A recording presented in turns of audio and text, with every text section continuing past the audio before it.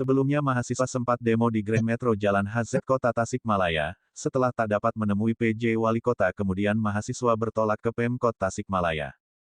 Ratusan mahasiswa yang tergabung dalam organisasi PMII Kota Tasikmalaya melakukan aksi demonstrasi ke Balai Kota Tasikmalaya. Sebelum memasuki Balai Kota ratusan mahasiswa melakukan orasi terlebih dahulu sambil membakar ban di gerbang pintu masuk Balai Kota. Mahasiswa sempat meluapkan emosi karena PJ Wali Kota Tasikmalaya tidak kunjung menemui mereka di pintu gerbang. Pada akhirnya mahasiswa menerobos ke pintu masuk meskipun sempat dihadang oleh puluhan petugas. Bahkan mereka pun sempat bentrok dan adu mulut dengan petugas karena menerobos ke ruangan kerja PJ Wali Kota. Akhirnya mahasiswa sempat reda karena melihat ada salah satu rekannya mahasiswi yang tidak sadarkan diri. Sementara itu setelah dianggap tidak bisa bertemu dengan PJ Wali Kota Tasikmalaya akhirnya massa membubarkan diri. Kota Tasikmalaya menjadi kota termiskin, sahabat-sahabat. Hidup mahasiswa, hidup rakyat. Tadi sempat chaos seperti apa? Itu bentuk dari kekecewaan kami terhadap Bapak CK yang tidak bisa menemui dari masa aksi.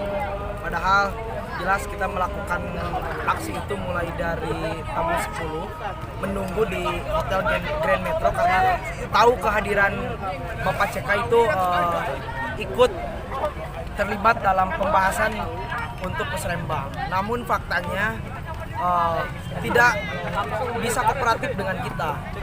Sesuai dengan komitmen tadi disampaikan oleh Bapak Sekda bahwasannya Bapak CK akan menemui masa aksi.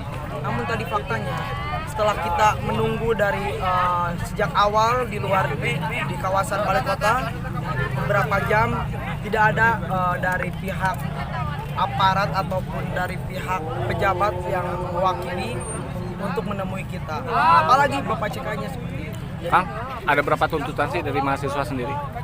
Yang pertama, tuntutan mengenai tindakan represivitas yang sering dilakukan oleh aparat penegak hukum. Tadi juga terjadi ke beberapa kader PMII.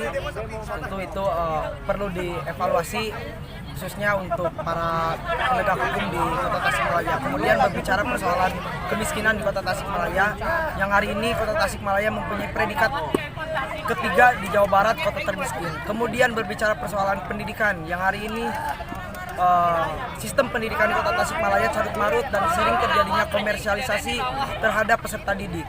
Kemudian berbicara persoalan pembangunan, yang hari ini pembangunan di Kota Tasikmalaya tidak sesuai dengan tidak sesuai dengan RDTR ataupun RT/RW yang sudah ditetapkan oleh aturan pemerintah Kota Tasikmalaya, yang akhirnya berdampak terhadap pencemaran lingkungan dan tidak jarang kita ketemui di wilayah ataupun di sudut-sudut Kota Tasikmalaya sering terjadi hujan ketika curah hujan turun ke wilayah Kota Tasikmalaya. Kemudian berbicara persoalan perekonomian di Kota Tasikmalaya.